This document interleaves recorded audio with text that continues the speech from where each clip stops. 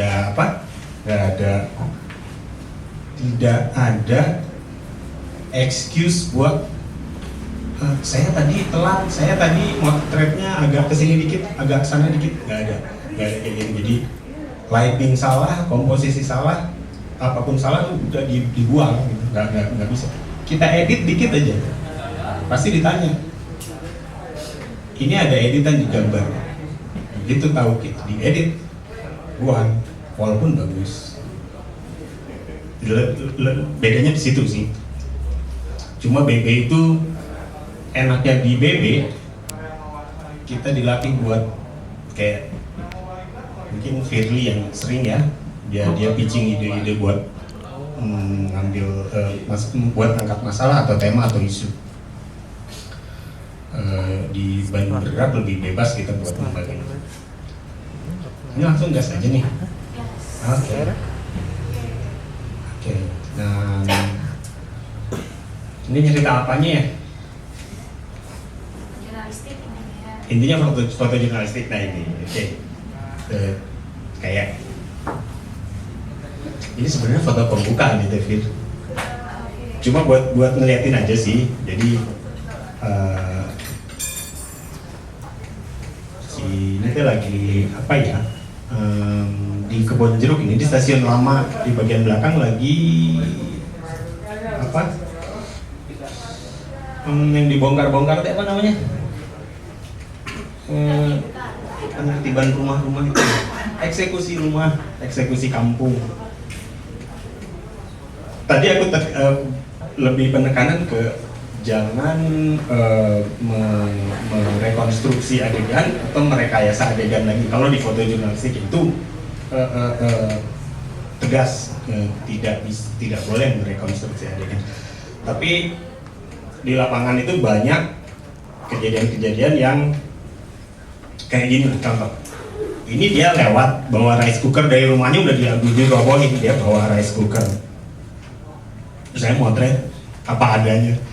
Itu sebenarnya komposisinya nggak sempurna, si kakinya kepotong. Cuma aku pengen iniin aja sih ngasih penekanan antara subjek utama dengan latarnya. Kayak gini, kalau kita di lapangan itu bisa aja si ibunya kita suruh berhenti, Bu, agak madep sini dikit, agak gini miring dikit, terus ya sekarang mulai jalan pelan-pelan, bisa aja kayak gitu. Nah itu yang maksudnya itu yang lagi mungkin di generasi yang sekarang ini banyak teman-teman yang kebablasan karena dituntut serba cepat ya. Sekarang kan orang harus segera beres nih. Ini kalau bisa peristiwa yang kamu liput hari ini jam 11-an udah beres deh, udah gambarnya udah bisa kita terima. Jadi orang akhirnya kepicunya bukan kepicu ya, dia maksa buat segera cepat selesai dengan apapun caranya. Jadi kayak gitu tadi ngerekayasa adegan itu kayak jadi sesuatu yang wajar gitu. Banyak deh kalian kalau motret bareng-bareng dengan teman-teman wartawan pasti ada nemu kayak gitu. Oke, sekarang kita lihat. Oh ya, masih bermasalah?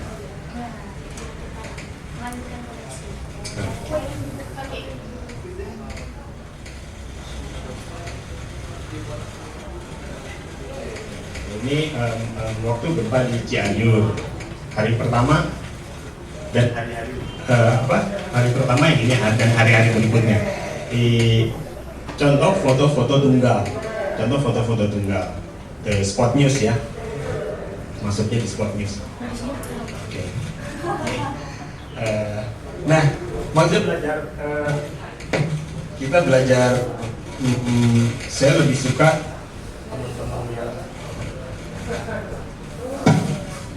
teman-teman yang serius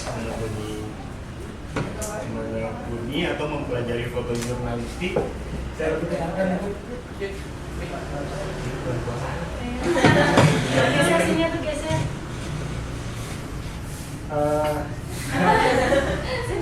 Kayaknya harus di sini, itu kan? Benar. Apa harus di sini?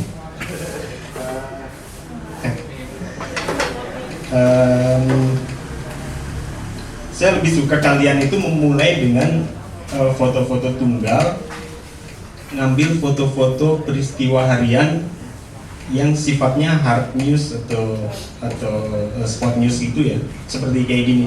Ini nggak akan mungkin kita rekayasa ngatur komposisi apa segala macam, kayak harus jelinya kita dan kita ambil begitu aja apa yang ada di lapangan, tapi tetap si komposisi juga harus dipikirkan. Seperti kayak ini hari pertama itu kita nggak mungkin ke tempat kayak itu karena gelap. Jadi hari pertama paling aman kalau kita jaraknya jauh dari Bandung ke Cianjur itu pasti di rumah sakit. Selain itu kita dapat informasi awal yang lebih akurat di rumah sakit karena di situ kepala BPBD ada di situ, bupati ada di situ, semua kepala kepolisian ada di situ. Kita bisa tanya informasi dari mereka lebih lengkap. Ini hari berikutnya setelah evakuasi di antara foto-foto spot news, kita bisa ambil feature yang sekolah darurat. Ini udah udah jauh setelah penanganan gempa. Sekolah-sekolah yang masih roboh itu, di sini saya ambil potret guru yang ngajar di sekolah tenda darurat ya. Ini direkayasa. Apa boleh? Boleh. Kalau untuk karena ini saya memang akhirnya dibikin story untuk dari awal gempa sampai ke penanganan. Boleh merekayasa sebuah foto dalam bentuk portrait. Kalau portrait kan foto ya, kayak kita bikin pas foto kayak gitu. Jadi saya gurunya saya bikin berpose di sini dengan latar murid-murid yang lagi belajar di atas tenda. Ini jadi satu bagian dari rangkaian foto cerita, foto story atau esai foto dari penanganan gempa Cianjur. Jadi yang agak leluasa nggak merekayasa staging atau kita ngatur komposisi dan tata letak itu cuma foto potret. Foto potret itu kita agak bebas buat merekayasa komposisinya. Sementara yang lain-lainnya sama sekali nggak boleh ada suruh berhenti dulu atau suruh posisinya dibikin enak atau dibikin fotogenik. Oke, berikutnya kan langsung ke foto esainya. Ini sih sebenarnya lebih ke ini ya, lebih ke definisi orang-orang, masing-masing orang beda-beda ya. Di sini foto esai, kumpulan foto naratif digabungkan secara bersama menghadirkan sebuah topik. Terus yang selain sebenarnya kayak foto story, kayak story foto atau foto esai sama aja. Kita masuk opini kita dalam bentuk membuat rangkaian cerita itu di situ masuk kita kayak kita bikin artikel ya. Beda kan dengan berita news atau kita bikin artikel, itu artikel kan banyak pendapat si penulis. Esai dan story foto agak mirip-mirip tapi tetap ada batasan-batasan di saat kita pengambilan foto. Foto-fotonya tetap diambil dengan cara pengambilan foto jurnalistik. Itu nggak bisa hilang. Sesudahnya kayaknya tentang story. Nah, saat sama kan sebenarnya, cuma beda ini aja lah. Jadi jangan dipusingin sama foto story atau esai foto atau apapun. Istilahnya sama, kita bercerita lewat rangkaian gambar.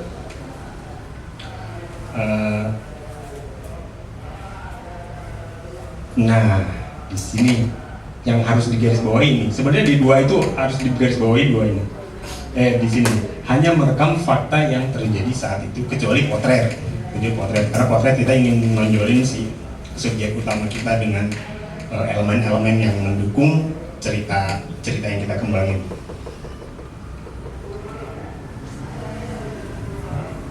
Ini sampai sini cukup harus agak atau udah pada punya dasar tentang foto story atau esai sih. Apa perlu yang barusan masih perlu tentang ini tentang story atau esai? Iya sama aja. Kita ada sesi diskusi di sesi tanya jawabnya nanti atau per ini dulu. Ya saya mau materi dulu, baru jadi tanya jawab. Kalau misalnya leluasa ada tanya jawab boleh juga. Mau lanjut dulu atau ada mood tentang kayaknya lanjut aja dulu ya. Soalnya ini foto story ini seharusnya agak di belakang-belakang. Salah ngejelasin yang tunggal tadi. Yang tadi advat ya udahnya. Nah, silakan dibaca dulu. Ini aja ya cukup ya.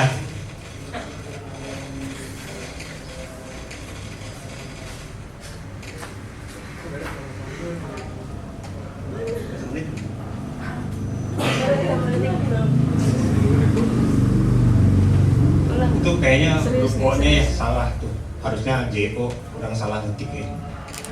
Itu jurnalisme itu kan harusnya JOU, itu JUR.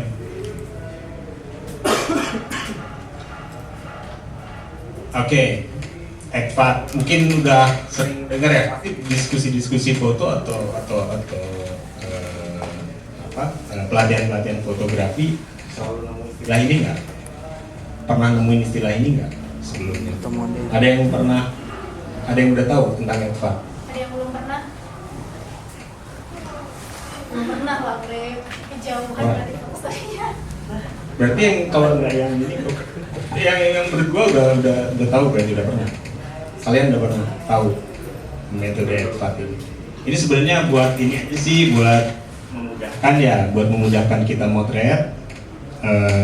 Advat itu jadinya foto pakai, kalau paling mudah itu pakai yang lensa sudut lebar atau pakai HP yang nggak di zoom, yang ininya yang standarnya ya. Itu entire, jadi foto entire atau foto established itu foto keseluruhan. Kita biasanya foto pemandangan pakai yang di situ, pakai metodenya pakai motret secara keseluruhan itu ya. D-nya detail. Aku sharing memang ini. Oh iya, kamu ngadon. Gini aja deh, aku berani cepat aja nih. Detail itu paling mudah itu detail itu kayak foto close up atau kamu motret cuma apa ya? Topan nih, misalkan di foto apa sih yang menariknya dari dia? Kumisnya doang, kan di close up kumis aja. Nah itu masuk ke detail ya, kumis dan topan. Terus framing itu kayak ya gitulah. Ini misalnya kamu suruh foto, fotoin dong siapa potretnya si Anu. Misalkan kamu yang foto, di sini kan framingnya bingung. Framing itu nggak bingkai ya, kayak kan ada pohon kayak gitu atau ada bingkai jendela, objeknya di tengah di antara jendela. Oke, gini contohnya misalkan, coba kamu gini. Ke sini ke depan terus aku motret. Nah, misalnya gini motret ya. Cekrek gitu. Jadinya kan ada si teman-teman. Nah, kayak gini jadinya si wajahnya itu ada di dalam frame. Ini contoh paling mudah kayak gitu.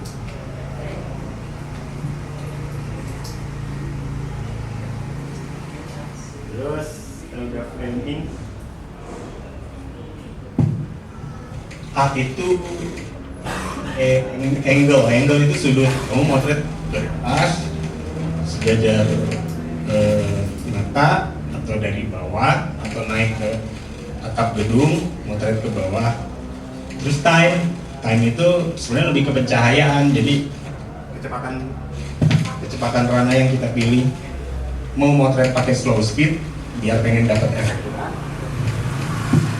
atau motret freezing moment kayak ini ya, motret ngebekuin momen tuh kayak motret olahraga kayak sepak bola, itu kan harus dapat bolanya. Tapi olahraga juga banyak yang dipakai slow stick biar dapat efek dinamisnya, efek geraknya. Ada yang dibekuin jadi dapat momen aksinya. Udah Fir? Benar Pak. Lewatin aja ini kan kamu nanti. Saya tadi kan Pak pernah jelasin. Oke. Oh, nah, itu yang atas. Ini. Iya. Oke. Ini salah satu contoh entire. Ntar dijelasin lebih detail sama Firly ya. Ini kan pemandangan sama ini di foto dari jauh lah, gampangnya mah dari jauh, terus pengen kelihatan semua. Lewat.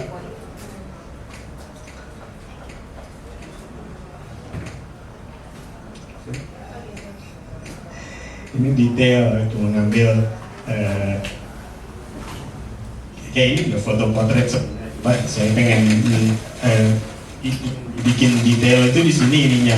Cita-cita si anaknya itu pengen jadi pemadam kebakaran dengan cara digambar pakai di atas transparansi itu ya. Mika. Terus ini angle di satu, oh ini frame itu kayak manfaatin bidang gelap di sebuah lorong gang sama di ujung yang kena cahaya. Terus ini sudut pengambilan, objeknya sama, jembatan lagi kemarau, nggak ada airnya. Ini yang sejajar mata, itu yang dari atas. Terus, nah ini pakai kecepatan agak rendah, jadi pengen dapat motor-motornya ada gerakan. Kalau ini pakai speed tinggi. Yang ini pakai speed rendah juga, tapi di panning. Jadi kita ngikutin objek. Jadi objeknya bisa beku, latarnya agak blur, terus agak ada gerakan gitu biar pengen ngeliatin motornya bergerak. Terus udah ya, habis ya. Nah ini tentang story foto, atau ini sih lebih ke sejarahnya ya, tentang story foto.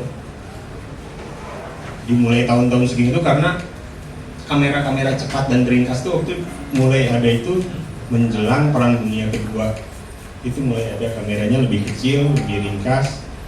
Ada SLR ya, udah ada SLR. Kalau sebelumnya zaman Perang Dunia ke-1 itu semuanya harus staging. Kita nggak bisa motret momen perang orang lagi bergerak itu karena pasti blur. Kameranya speednya rendah semua. Itu pakai yang gede-gede itu. Jadi semua rata-rata dibikin baris bergaya terus difoto.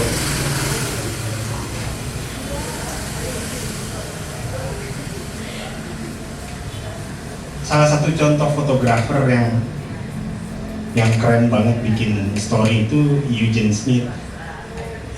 Dia yang paling terkenal tuh pernah nonton film Minamata nggak? Itu kalau nonton film Minamata itu tentang dia bikin story tentang bencana lingkungan di Jepang, pencemaran merkuri di Minamata. Kalian bagusnya bisa nonton film itu buat ngelihat gambaran gimana sih orang si jurnalis foto ini bikin foto cerita atau story foto tentang bencana lingkungan di sana.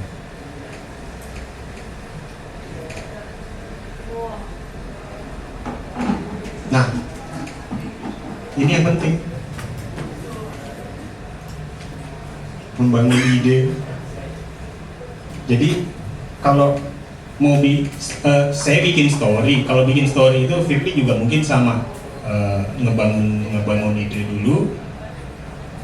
Kita awalnya pasti bikin riset dulu ya, riset literatur ya, dari yang udah ada, dari buku, dari majalah, dari Kalau sekarang kan tinggal googling aja.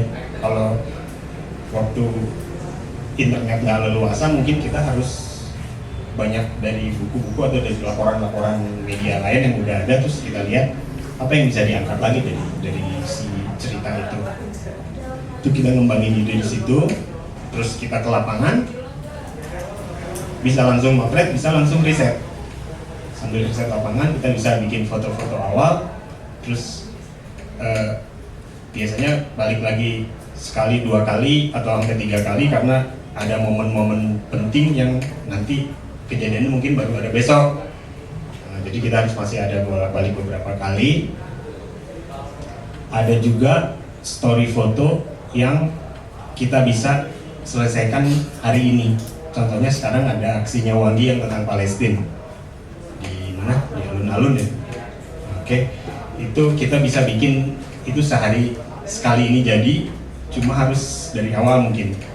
Dari Wangginya berhias, terus mulai dari dia aksi, terus begitu jalan kaki, terus sampai nanti finishnya di mana, bisa jadi rangkaian cerita, nggak perlu panjang-panjang amat ya. 8 lah, 7-8 ya, 7 frame, 8 frame udah bisa jadi. Pakai dengan metode yang tadi itu, yang advat tadi di ininya, untuk memudahkan aja sih sebenarnya advat. Karena saya juga kalau bikin story nggak selalu harus ada yang di frame, harus pakai frame, harus di framing gitu. Kalau memungkinkan dan bagus, kenapa enggak? Tapi kalau misalkan tidak memungkinkan dan biasa aja, bisa di skip aja sih. Itu cuma buat kita motret, nggak bingung motornya motor apa ya. Itu buat itu aja.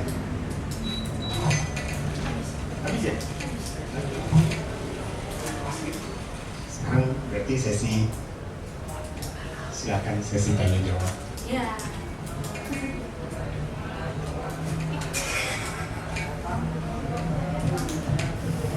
Kalau ada yang masih belum jelas yang tadi, boleh tanya lagi. Kalau ada yang nggak seret terus punya argumen lain, boleh disampaikan, nggak masalah. Karena pada dasarnya, kenapa kenapa foto jurnalistik harus difoto dengan jujur? Ya karena itu esensinya itu kan.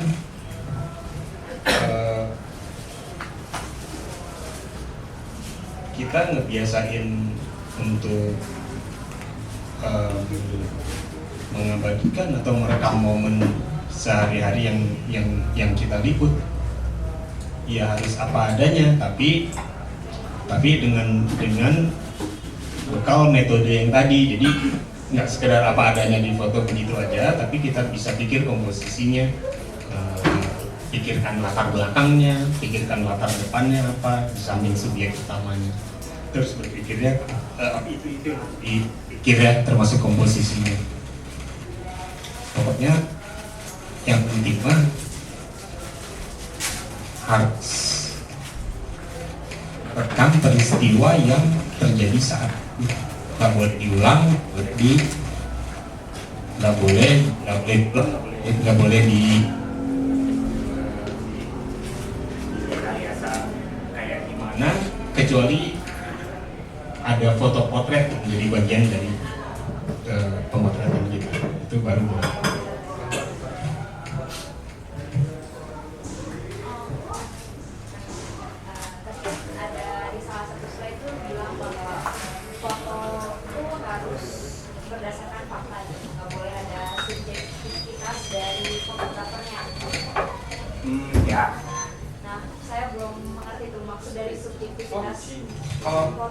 Itu bagian dari story foto, bagian dari story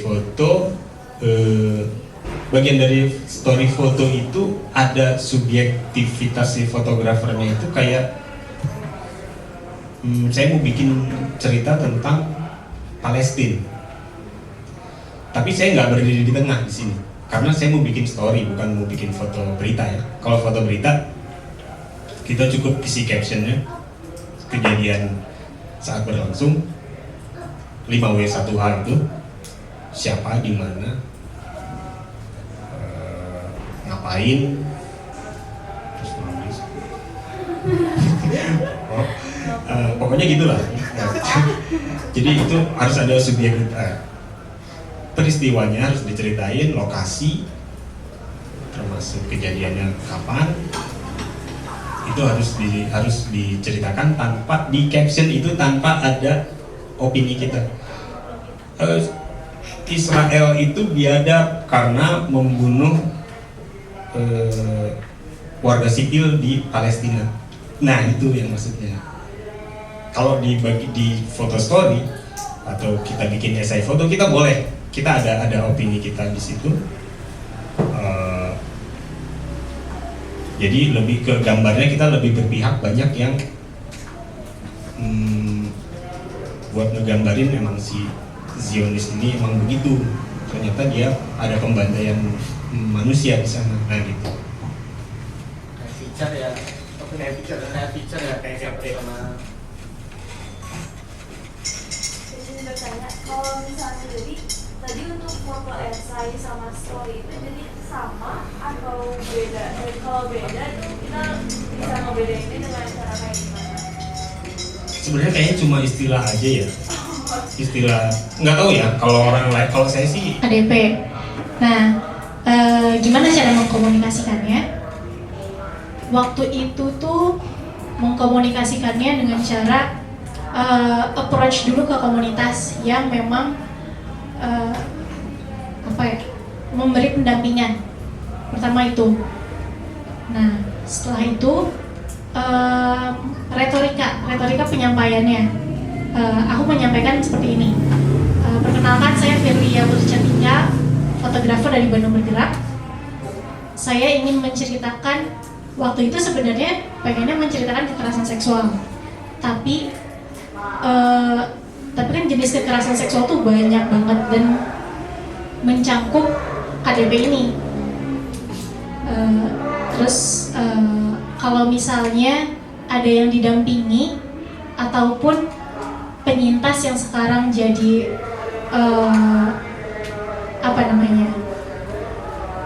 dia juga sekarang bersuara untuk memperjuangkan hak itu dan ingin menyuarakan bersama lewat cerita foto, itu akan baik kayaknya untuk kedepannya untuk cerita ini, karena cerita ini penting untuk diangkat. Dari retorika itu mereka langsung ACC gitu, oke kita ada, yaudah kita bikin garap bareng-bareng, kedepannya kita bisa ngapain gitu. Jadi retorikanya itu dulu sih sebenarnya, dan itu aku gunakan lagi retorika itu ketika sekarang lagi proses penggarapan cerita foto bipolar.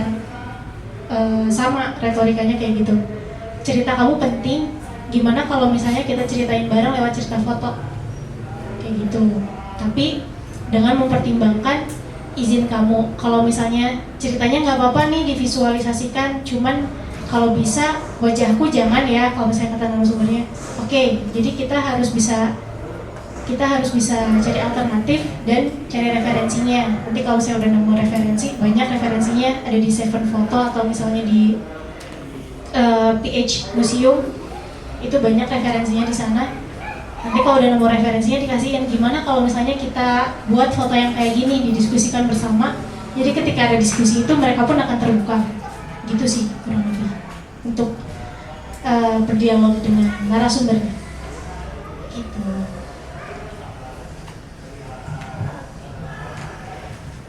kayak gitu. Karena izin Pak Lurah juga bisa bermanfaat. Iya. Aku pernah beberapa kali melihat lingkungan tentang penggalian pasir. Kalau kita masuk pasti dikeroyok sama penggali pasir dan penambang di galian C itu. Karena kan itu sumber penghidupan mereka. Kalau diungkap pasti ditutup. Mereka ngerti resiko itu. Jadi kalau datang sendiri langsung motret, langsung tanya ini tanya itu, pasti digebukin. Waktu itu dengan orang yang agak berpengaruh, mungkin kayak kepala kampung atau kita agak lebih leluasa. Cuma dia ngomongnya, awas ya, beritanya jangan yang bikin ini sampai ditutup. Ya bilangnya iya aja sih.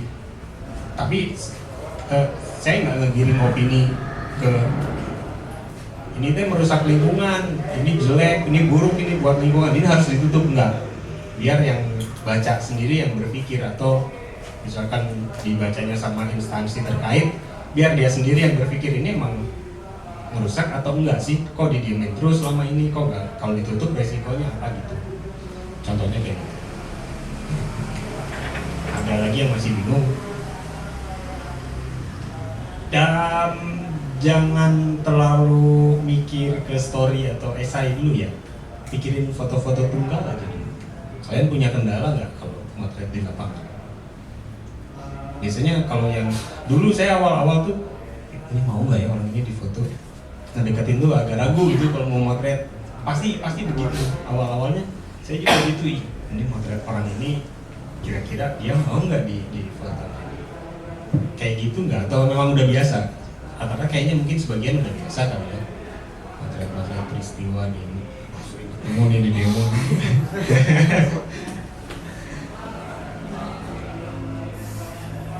Ada yang punya kendala kayak gitu, atau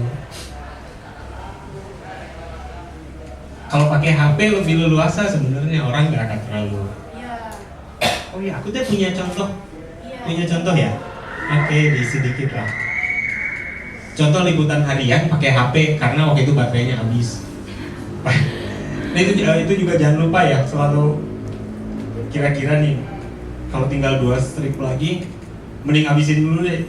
Udah sore nih, mending habisin dulu sampai tinggal 1 strip, terus dicas lagi biar besok si baterainya penuh. Nah ini waktu itu di tengah-tengah tiba-tiba baterainya habis, jadi akhirnya pakai HP. Masih lumayan lah, masih siang-siang lagi ya, nggak susah.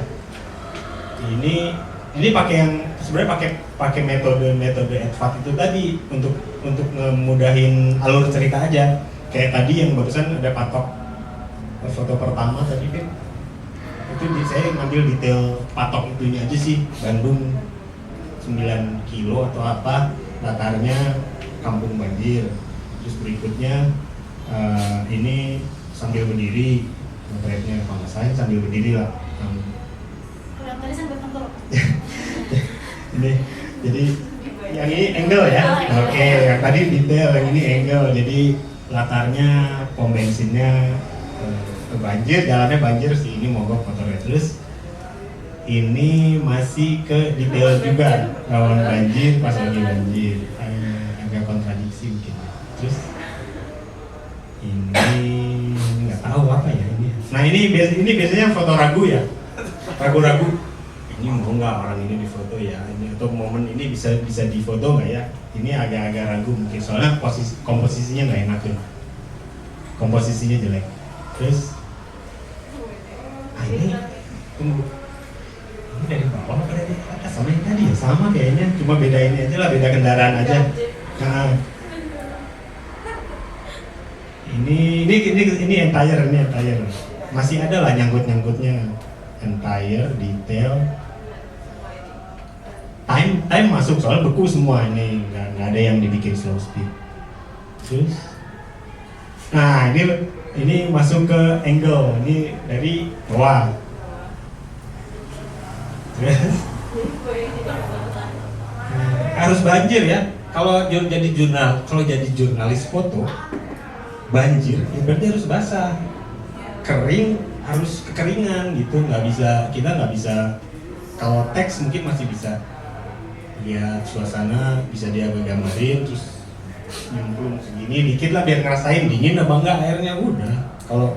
Kalau kita mah, kalau visual banjirnya sedada ya harus sedada menyemplungnya. Udah habis nih? Belum. Ini nyemplung bener. Kalau dari sisi kesehatan ribet loh kalau perempuan. Jadi ahli kesehatan itu bilang kalau perempuan jurnalis foto atau video atau jurnalis TV, kamu ke daerah banjir itu harus celana dalamnya yang perempuan ya berlapis-lapis sampai berapa lapis, terus harus ada yang kedap airnya satu. Kalau dipikirin sampai segitunya, yang laki-laki sama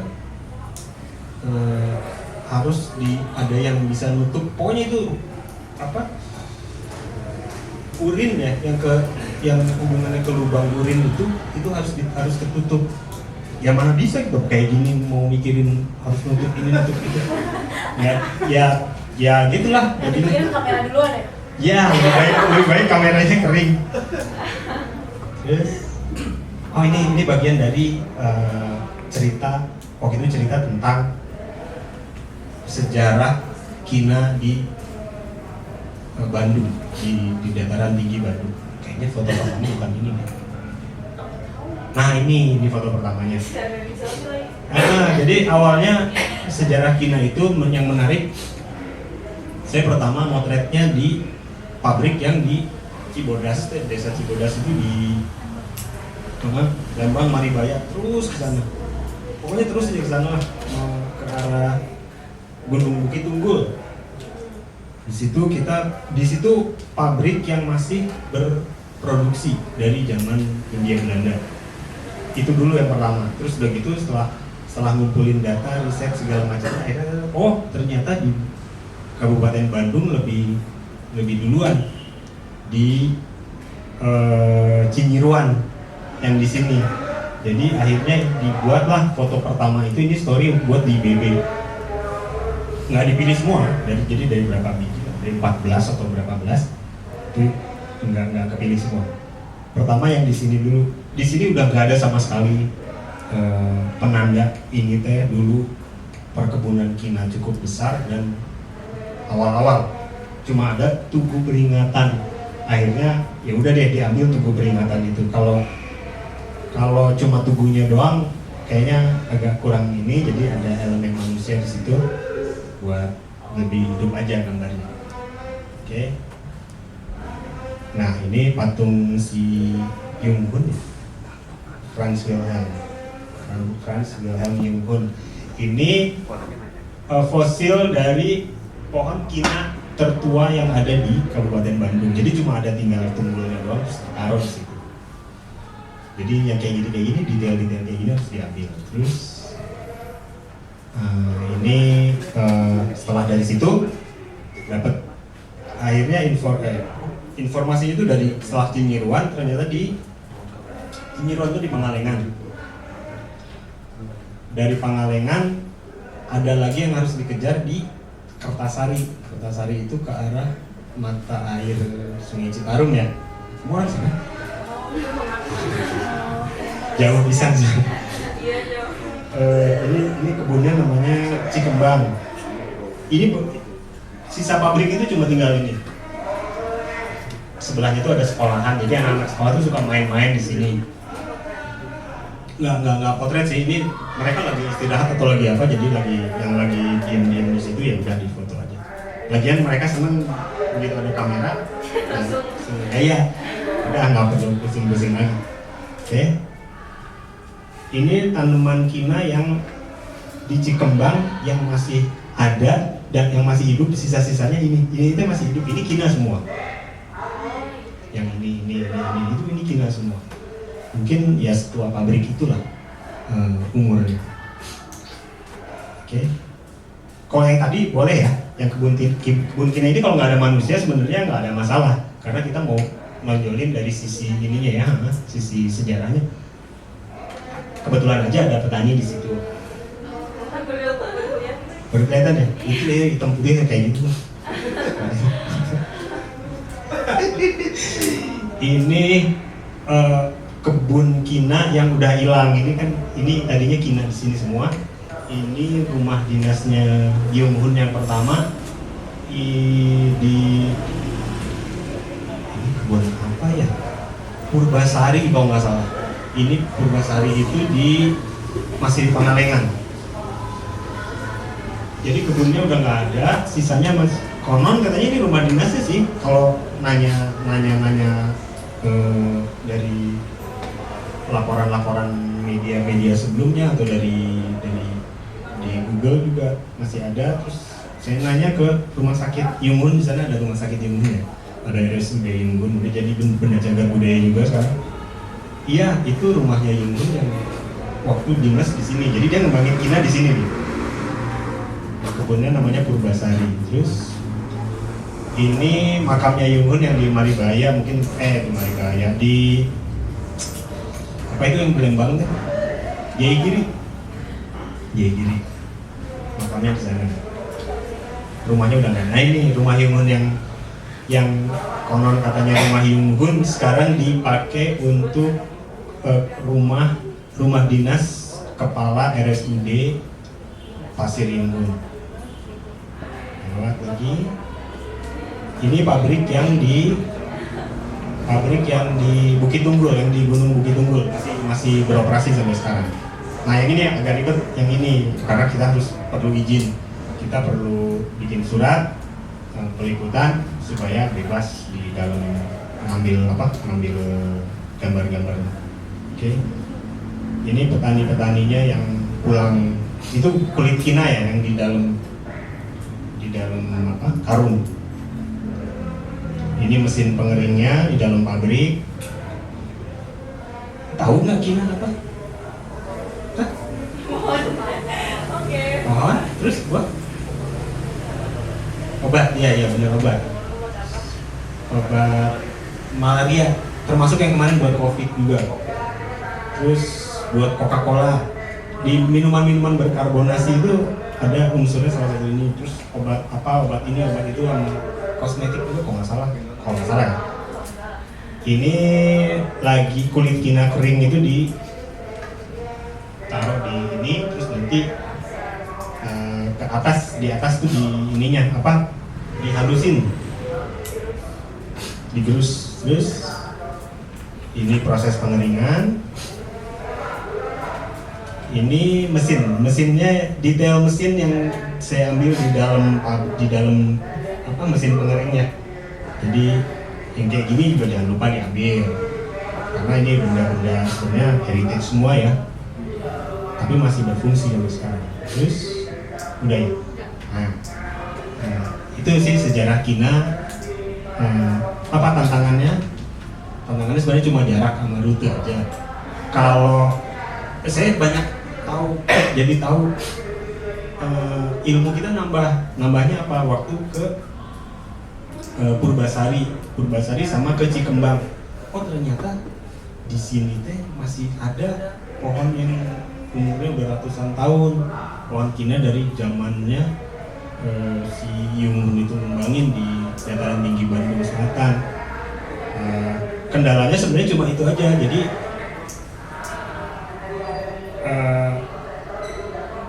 kadang kita suka nggak yakin ya sama Google Maps. Lebih baik tanya kalau udah kayak gitu. Ini jalan bercabang nih, si ini nggak jelas juga, kadang sinyal nggak ada. Jadi lebih baik nanya arah yang mau kita tuju, bekas, karena rata-rata pada tahu bekas pabrik kina di sebelah mana. Oh kesini. Yang paling bikin agak ragu itu semua rata-rata rutenya yang ke Bukit Tunggul, ke Cinyiruan mah enggak, dia masih gampang. Bukit Tunggul, ke Purbasari, sama ke Cikembang. Itu kalau udah putus asa, berarti arahnya benar. Balik aja gitu. Jangan dia sampai tenepin. Kalau udah punya perasaan kayak gitu, ya mendingan nanya, udah orang terdekat, nanya ini bener nggak, udah sampai berapa lama lagi nah gitu. Tapi itu bener loh. Kalau kayak gitu kendalanya cuma itu aja. Ini bener nggak? Pulang aja gitu. Karena ini belum nunggu banget. Gitu, cuma gitu aja sih. Ya itulah. Jadi itu bisa dibikin foto tunggal yang kayak gini ya, bisa dibikin foto tunggal. Atau kita mau bikin cerita, jadi kita harus akhirnya kalau dibikin cerita kita harus semua didatengin. Kalau foto tunggal kan jadinya yang tadi, yang suasana di pabrik ini udah cukup. Nah kayak gini tinggal kasih keterangannya. Ini ya, dulu Indonesia pemasok 3/4 kina dunia, jadi itu buat alinea kedua. Kalau sekarang malah cuma 0,sekian%, sisanya harus diimpor. Kalau dulu kita ekspor ke ya semoga bermanfaat. Atau mau ada pertanyaan lagi, mangga. Kak, aku mau nanya. Itu Bapak. Bapak aja tuh. Oh, Bapak, maafin. Kalau ada yang bercanda kakak. Ya. Tapi sebelumnya minta maaf dulu karena mungkin aku nggak dengar gitu ya tadi. Penasaran sama apa sih foto-foto yang bencana? Kayak tadi salah satunya yang banjir. Ya. Nah berarti itu kan bapak atau kakaknya? Iya, kakaknya berarti ikut ke posko pengungsian kah atau langsung terjun di kali-kali?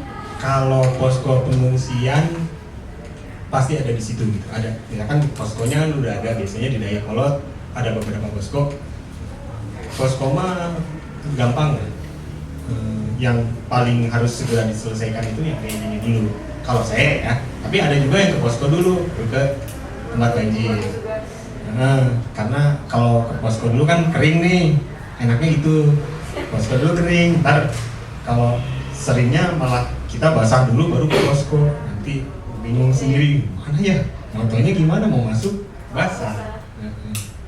Tapi ya kalau pengen enak sih posko dulu, terus baru ke tempat yang basah, baru tinggal pulang kan jadinya. Nggak perlu. Ya, terima kasih banyak. Ada lagi. Biasanya kalau jurnalis gitu, biasanya kalau kedapatan di depan matanya kecelakaan, biasanya minta izin dulu, tolongin dulu atau langsung motor? Kalau saya langsung motor ya. Kalau saya beda. Kalau ada kecelakaan langsung motor. Tolongin. Enggak. Oh, beda Enggak, tolongin. jangan itu, bukan enggak. Jadi gini nih, foto kita kan foto, kalau motret awal itu kan dapat momennya ya. 3 frame lah, udah cukup. Kayak gitu baru udah, tolongin. Ya, sepersekian 2 detik. 2 detik lah kita ngambil, kita ngambil gambar. 2 detik, 3 detik, itu tetap harus ada loh.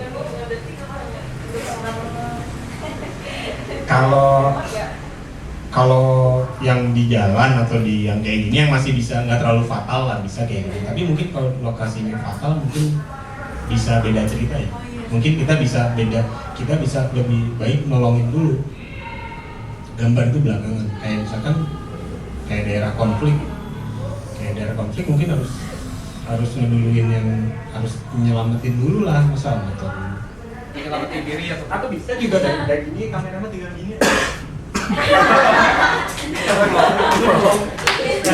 Gampang kan? Kalau aku dulu pernah waktu motret thalassemia, niatnya tuh pengen motret narasumberku perjalanan ke rumah sakit. Tapi ternyata pas aku nyampe sana nggak ada yang nganterin dia. Jadinya aku yang nganterin dia ke rumah sakit. Kalau itu, iya itu mah harus dianterin. Karena itu udah darurat posisinya. Kayak kemarin di Rongga, motret sekolah yang pindah. Begitu kita mau pulang, anak-anaknya kan, Mam, mau ke pengungsian, iya. Kita boleh ikut, gurunya juga tuh, ada yang motornya pada kosong nggak? Iya pada kosong, ya udah ikut ngangkutin anak-anak. Ya kayak gitu. Ya kayak gitu. Jadinya aku gambar ya pengalaman aja kalau Ya. kayak gitu. Manusiaan tetap.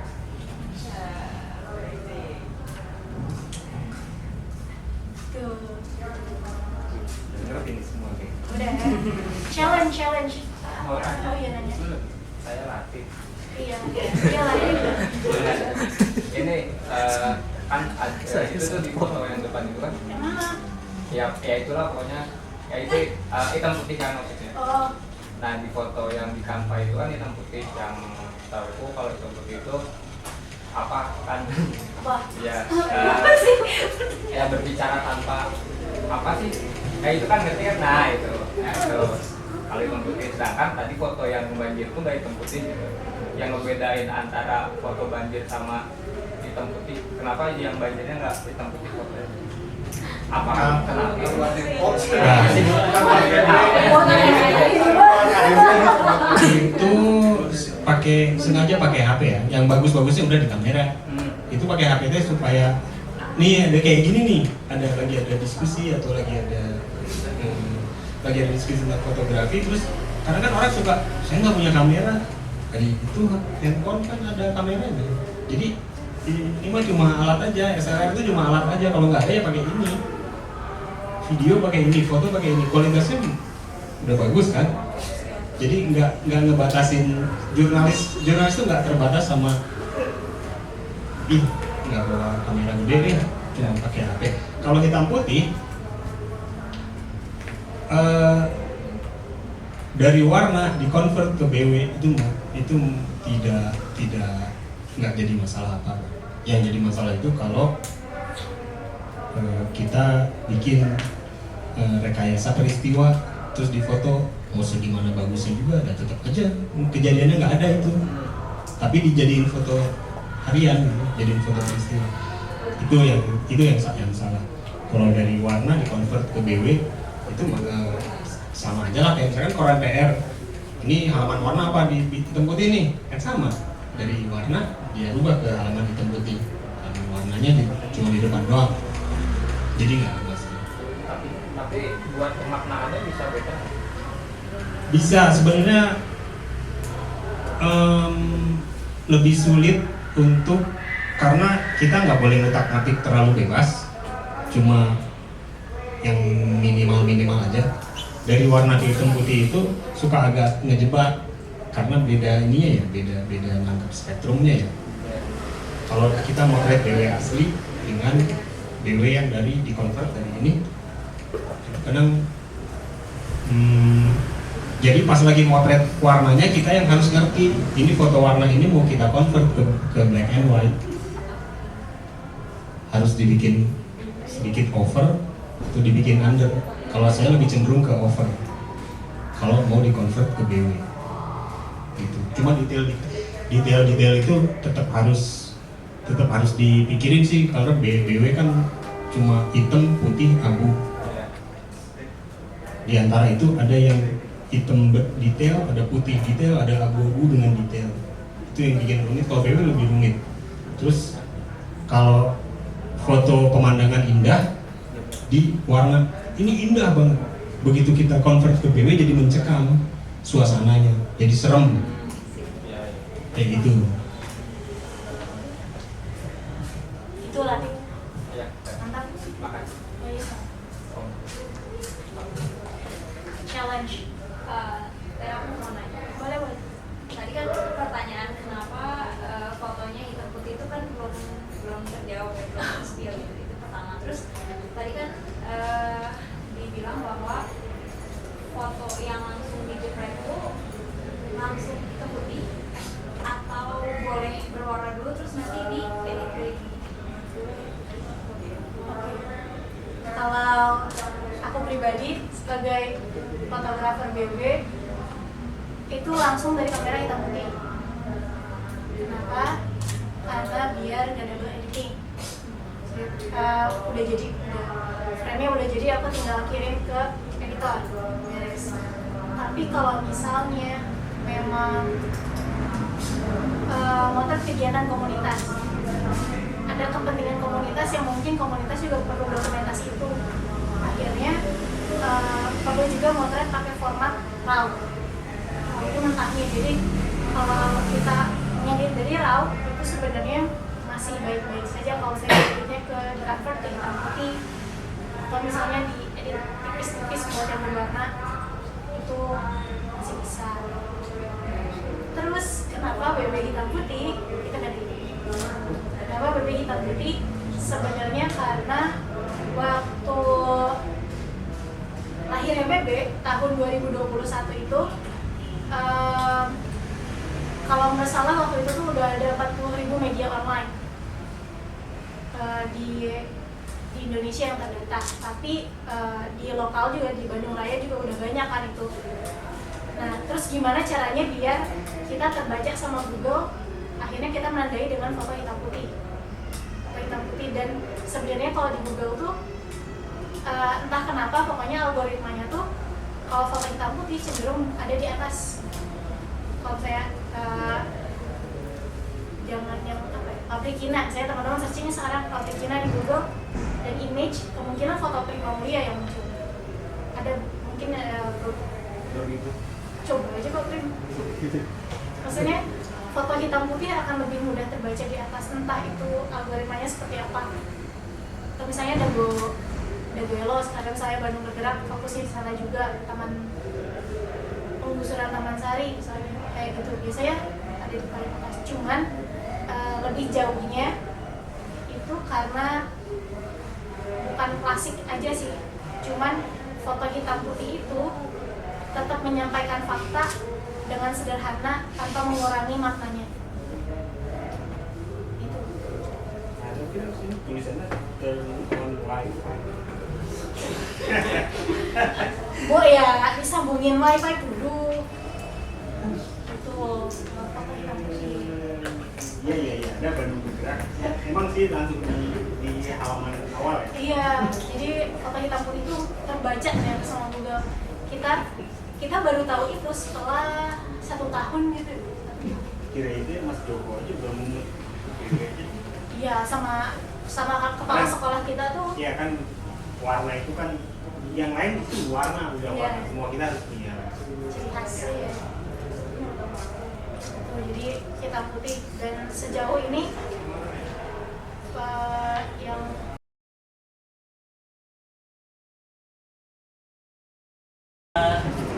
Mungkin ya. nyampe kan Sih, halo, aman teh. aman-aman sih. Mungkin yang saya lihat teh cara ngambil komposisi fotonya ini, saya lihatnya kayak memanfaatkan refleksi dari cermin gitu. Mungkin saya juga pernah melihat beberapa foto yang seperti ini, seperti foto Adanun mungkin ya teh yang di Taman Sari. Jadi mungkin menurut saya ide ini tuh cerdas gitu, bisa muncul menunjukkan refleksi dari cerminnya, jadi kita bisa melihat sisi belakang dan sisi depannya gitu di dalam satu frame itu. Makasih. Jadi ini kalau misalnya di edit tadi ini juga bisa masuk detail ya, masuk framing juga ada gitu. Jadi teman-teman bisa sebebas mungkin eksplorasi, karena fotografi itu seni yang nggak ada batasnya. Ada lagi yang selain ini? Yang mana? Yang ini? Yang bawah. Kenapa? Karena menurutku kan kalau tadi yang awal itu pada bahasnya tentang antusias masyarakatnya kan terhadap Ogogo. Kalau yang anak kecil ini aku lihatnya bahwa yang ikut di situ tuh bukan cuma dari kalangan orang yang udah gede aja gitu. Bahkan anak kecil juga bisa ikut lihat, terus nikmatin juga gitu sih yang aku tangkap. Makanya itu jadi lucu sekaligus menarik. Iya, ya ini salah satu frame yang mewakili maksud. Jadi maksud tujuanku ngambil frame ini bahwa kebudayaan itu akan terus berlanjut gitu, ada regenerasinya. Jadi ketika motret, teman-teman motret fakta iya, jangan terlalu direka, tapi jangan juga lupain rasa ketika teman-teman ngambil foto itu. Maksudnya apa gitu? Kenapa ini tuh bisa sekuat itu fotonya? Jadi lebih peka aja, pakai perasaannya, entah itu dari mata ataupun telinga ataupun yang lainnya, ataupun penciuman. Kadang misalnya ketika ritual ini membakar apa itu namanya, lupa, itu kan ada wangiannya juga kan, itu juga bisa dijadiin apa ya, memantik teman-teman untuk motret. Ya aku pengen motret kayak gini gitu, nggak apa-apa, pokoknya foto dulu jelek atau enggaknya gimana nanti, yang penting teman-teman udah mengabadikan frame. Sekarang pada bawa handphone kan ya, kita motret advat, nggak mesti advat, teman-teman boleh motret apapun, setelah motret baru dianalisa. Ini maksudnya pemanfaatan layar, detail, framing, angle, atau timing. Gitu ya. Jadi motret apapun bebas, kalau bisa foto yang ada aktivitasnya biar sekaligus bercerita, karena kemungkinan teman-teman motretnya satu frame foto aja. Bisa di sekitar sini, di depan, di last week itu lagi ada kegiatan katanya boleh ke BCH Bandung Kreatif, boleh ke atas ke AIP, ada apa di atas? Latihan balet, tapi kotor. Ada Pakai sendal. pakai sendal aja nggak apa-apa. Nanti kalau misalkan ada yang naik, kalau si tank ada tangan aja, lagi nyanter gitu. Pegang. Oh, oke. Sip. 15 menit ya. 15 menit nanti kita diskusikan fotonya.